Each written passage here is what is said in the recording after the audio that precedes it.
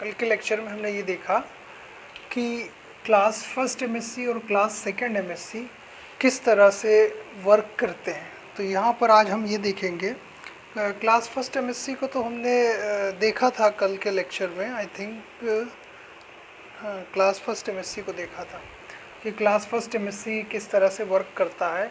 और आज हम क्लास फर्स्ट और क्लास सेकंड दोनों एमएससी को एक साथ देखेंगे कि ये एक साथ कैसे वर्क करता है, कि चूँकि ये दोनों का काम है इम्यून सिस्टम को इंस्टिगेट करना, तो ये किस तरह से इम्यून सिस्टम को इंस्टिगेट करता है। तो ये सेल दिख रही है, सेंट्रलाइज सेल जो है ये एपीसी है, एंटीजन प्रेजेंटिंग सेल्स। इस सेल्स में दो तरह से एंटीजन जा सकता है।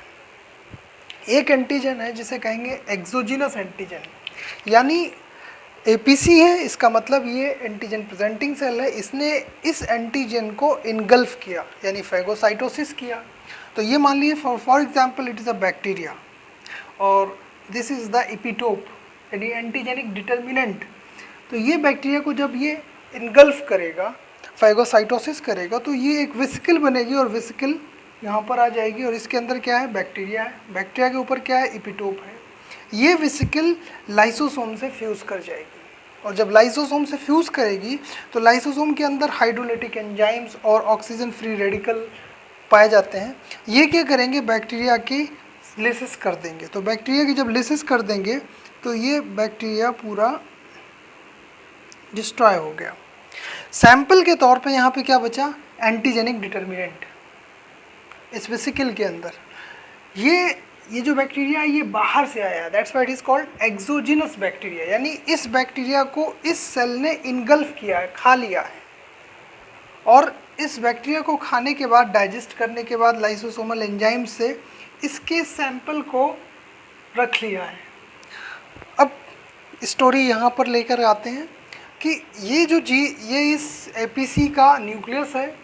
इस न्यूक्लियस में क्रोमोसोम नंबर 6 पर दो जीन हैं, एक क्लास 1 एमएससी का जीन है और दूसरा क्लास सेकंड एमएससी का जीन है।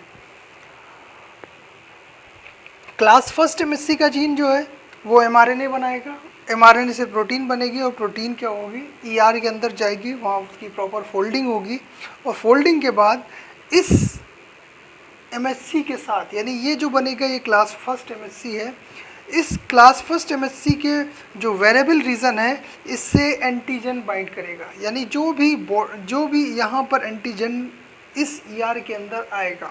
अब इस ईआर के अंदर जो एंटीजन आएगा, फॉर एग्जांपल ये एपीसी सेल थी और इसके अंदर किसी बैक्टीरिया ने इन्फेक्शन कर दिया, यानी ये बैक्टीरिया है या वायरस है या कोई भी पैथोजन है, जैसे ही इस एपीसी के अंदर जाएगा, इस एपीसी के अंदर जाने के बाद इसने क्या करा, अपना एमआरएनए बनाया और इस एमआरएनए को इसने प्रोटीन में कन्वर्ट किया। जब प्रोटीन बनने लगी तो यहाँ पर एक एंजाइम है प्रोटियासोम, ये क्या करेगा, इस वायरस के या बैक्टीरिया के या पैथोजन की प्रोटीन के फ्रेगमेंट कर देगा, छोटे छोटे टुकड़े कर देगा और ये फ्रेगमेंट क्या होंगे, इस टैप प्रोटीन के थ्रू, ये this is the tap protein. Tap protein के थ्रू क्या होगा, ये जो बैक्टीरिया के या पैथोजन के जो सेगमेंट हैं वो सब क्या होंगे, ईआर के अंदर चले जाएंगे और ईआर के अंदर जब जाएंगे तो ये जा कर के सूनर और लेटर क्या करेंगे, क्लास फर्स्ट एमएससी से बाइंड कर जाएंगे। यानी ये जो एंटीजन है, ये बैक्टीरिया है या वायरस है या फंजाई है या प्रोटोजोअन है, ये कुछ भी है, जो एपीसी सेल, यानी एपीसी सेल का मतलब बी सेल है या मैक्रोफेज है या फिर डेंड्रिटिक सेल्स है, उसमें इन्फेक्शन किया है इस सेल ने और उसके अंदर घुस गया है। तो ये कैसा हो गया, एंडोजिनस एंटीजन, यानी ये इस सेल के अंदर चला गया है लाइव, इसको पकड़ा नहीं गया है, मगर इस एंटीजन को क्या है, इस सेल ने पकड़ लिया है। तो ये क्या कहलाएगा, एक्सोजिनस एंटीजन। और ये कैसा है, एंडोजिनस एंटीजन। ये एंडोजिनस एंटीजन जो है अभी फ्री है सेल के अंदर, इसको कोई हार्म नहीं है, मगर यहाँ पर एक्सोजिनस एंटीजन क्या है, ग्रैब कर लिया गया है वेसिकल के अंदर और डाइजेस्ट कर दिया जा रहा है। यहाँ पर इसको डाइजेस्ट नहीं किया जा रहा है, यहाँ पर इसको पकड़ा नहीं गया है, इसने अपना mRNA बनाया, mRNA से जब प्रोटीन बना रहा है तो प्रोटियोसोम ने इसके प्रोटीन के सैंपल्स को फ्रेगमेंट कर दिया, और फ्रेगमेंट करने के बाद टैप प्रोटीन के थ्रू ER के अंदर सेंड कर दिया। ER के अंदर जब जाएगी तो ये जो क्लास फर्स्ट MHC बनेगी, इस क्लास फर्स्ट MHC से ये एंटीजन बाइंड कर जाएगा, और बाइंड करने के बाद ये क्या होगा, class first MHC cell surface पर प्रेजेंट कर देगी। चूंकि ये न्यूक्लिएटेड सेल है तो किसी भी न्यूक्लिएटेड सेल में, यानी जिस सेल में न्यूक्लियस होगा वो सेल पे क्लास फर्स्ट MHC पाया जाएगा। तो चूंकि ये APC है तो इसके पास दोनों चीज़ पाई जाएगी, एक तो APC होने की वजह से इसके पास क्लास सेकेंड MHC भी पाई जाएगी, और न्यूक्लियस होने की वजह से क्लास फर्स्ट MHC भी पाई जाएगी। ये क्लास फर्स्ट MHC से इस एंटीजन को बाइंड करके प्रेजेंट कर देगा किसको, TC सेल्स को, टी साइटोटॉक्सिक सेल को। टी साइटोटॉक्सिक सेल क्या करेगी, जब इससे बाइंड करेगी तो CD8 के थ्रू क्लास फर्स्ट MHC को वेरीफाई करेगी कि मतलब ये जो एंटीजन जिससे इसने बाइंड किया है TCR ने, वो ये कंफर्म करेगा कि ये एंटीजन किसके साथ आया है, क्लास फर्स्ट MHC के साथ है या नहीं। यानी ये सेल जो है TCR सेल, जो टी साइटोटॉक्सिक सेल है, ये क्या है, class first MHC restricted cell है। यानी ये क्लास फर्स्ट MHC के साथ जब बाइंड होगा तभी ये वर्क करेगी, अगर क्लास फर्स्ट MHC के साथ बाइंड नहीं है तो ये वर्क नहीं करेगी। तो ये कंफर्म करने के लिए क्या करती है, CD8 के थ्रू जो है, CD8 इसके अल्फ़ा 3 डोमेन से बाइंड करता है और कंफर्म करता है कि this antigen is represented through the class first MHC। और जब ये कन्फर्म हो जाता है तो ये क्या करता है, फिर TC सेल्स का परफोरिन और ग्रेन एंजाइम्स इस सेल्स पर छोड़ देता है, जिससे ये सेल की लिसिस हो जाती है।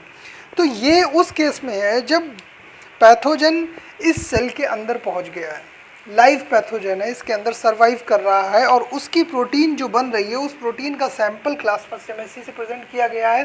तो इस प्रेजेंट किए गए एंटीजन के against TC cell action perform करती है और इस APC सेल को डिस्ट्रॉय कर देती है। दूसरा सिस्टम है, ये तो एक सिस्टम है। दूसरा सिस्टम क्या है कि ये जो इसका दूसरा वाला जीन है क्लास सेकेंड MHC का, ये भी mRNA बनाएगा, mRNA से प्रोटीन बनेगी, और प्रोटीन क्या होगी, ER के अंदर जाएगी। तो यहाँ पर हमने देखा था इसमें अल्फ़ा 1, अल्फ़ा 2, अल्फ़ा 3 और ये बीटा माइक्रोग्लोबिन, यानी इतनी सारी ये एक पॉलीपेप्टाइड है और ये दूसरी पॉलीपेप्टाइड, यानी 2 पॉलीपेप्टाइड से मिलकर के बना है। It is also from 2 polypeptide, alpha and beta. मगर इसमें क्या है कि इसका जो एंटीजन बाइंडिंग साइट है, यानी जिस जगह पर एंटीजन बाइंड रहता है वहाँ पर जब ये ER के अंदर रहती है, ये क्लास सेकेंड MHC, यानी ये जब mRNA बन के प्रोटीन अंदर आई, अंदर आके फोल्ड हुई, तो इस तरह से फोल्ड होता है कि इसमें एक इन्वेरिएंट चेन होती है। This is the invariant chain, it is the antigen, it is the class second MHC। और इससे क्या होती है, एक इनवेरिएंट चेन बाइंड रहती है। इस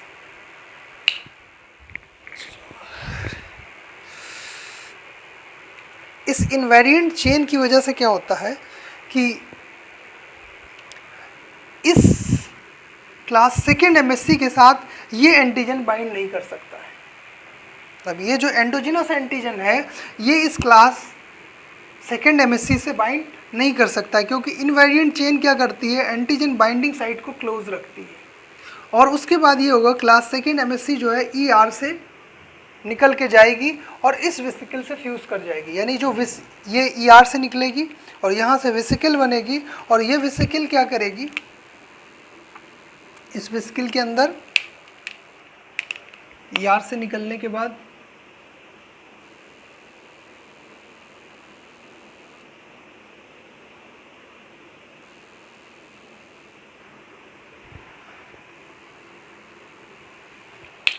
ये वेसिकल निकली, और ये वेसिकल क्या होगी, जाकर इस वेसिकल से फ्यूज़ कर जाएगी। और जब इस वेसिकल से फ्यूज़ करेगी तो यहाँ पर भी इसके साथ इनवेरिएंट चेन लगी रहेगी।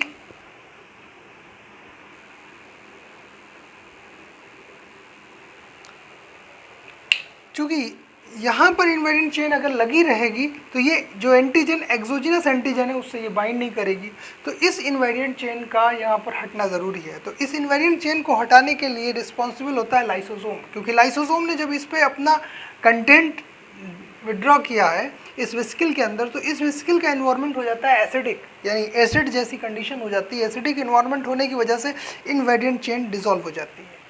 इनवेरिएंट चेन जो है डिसइंटीग्रेट हो जाती है और हट जाती है। तो जैसे ही ये इनवेरिएंट चेन हटेगी, इससे ये एंटीजन बाइंड कर जाएगा।